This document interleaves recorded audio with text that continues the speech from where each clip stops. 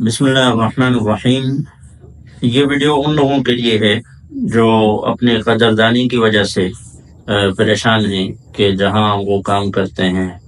جہاں وہ تدریس کے فرائض سر انجام دیتے ہیں اور جہاں وہ اپنا علمی اور عملی کام کرتے ہیں، وہاں ان کی قدردانی نہیں کی جاتی۔ تو قرآن مجید میں اللہ تعالیٰ کا ارشاد ہے وَرُسُلًا لَمْ نَقْصُصْهُمْ عَلَيْكَ،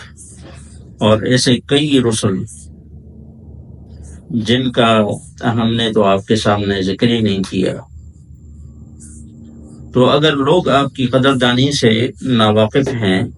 تو آپ کو پریشانی کی ضرورت نہیں ہے، اور آپ کے لیے یہی کافی ہے کہ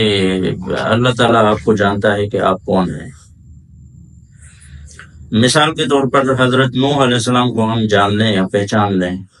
تو ان کے ترازوں میں کیا اضافہ ہوگا، یا پھر کئی ایسے انبیاء جن کا اللہ تعالیٰ نے ہمیں پتہ بھی نہیں بتایا اور ان کا نام بھی نہیں لیا، کئی ایسے انبیاء ہیں تو ہم انہیں نہیں جانتے، تو کیا ان کے ترازوں میں کوئی کمی کی جائے گی کہ ہمارے نہ پہچاننے کی وجہ سے؟ بالکل نہیں۔ مثال کے طور پر حضرت ہارون الرشید کے لشکر میں 20,000 مجاہدین تھے،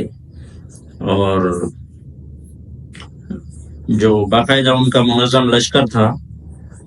اس رجسٹر میں ان کی انٹری بھی نہیں ہوتی تھی، ان کے نام بھی نہیں لکھے جاتے تھے، اور وہ تنخواہ بھی نہیں لیتے تھے، صرف اس لیے کہ ان کو اللہ کے سوا کوئی نہ پہچان سکے۔ حضرت صائب بن الاقرع رضی اللہ تعالی عنہ ایک جلیل القدر صحابی ہیں۔ انہوں نے نہاوند کی جنگ کے موقع پر شہداء المسلمین کے حوالے سے ایک مکتوب لکھا، اور جس میں انہوں نے جو بڑے بڑے لوگ تھے، سردار تھے، قوم کے قائدین تھے، ان کے نام لکھے،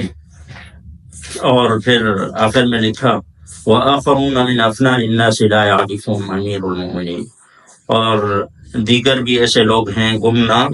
جن کو امیر المومنین پہچانتا تک بھی نہیں ہے۔ اور پھر حضرت عمر رضی اللہ تعالیٰ عنہ روئے اور فرمایا وَمَا ضَرَّهُمْ أَلَّا يَعْرِفُهُمْ عُمَرُ إِنَّ اللَّهَ يَعْرِفُهُمْ، ان کو کس چیز کا نقصان ہوگا کہ حضرت عمر ان کو نہیں جانتے، بے شک اللہ تعالیٰ ان کو جانتے ہیں۔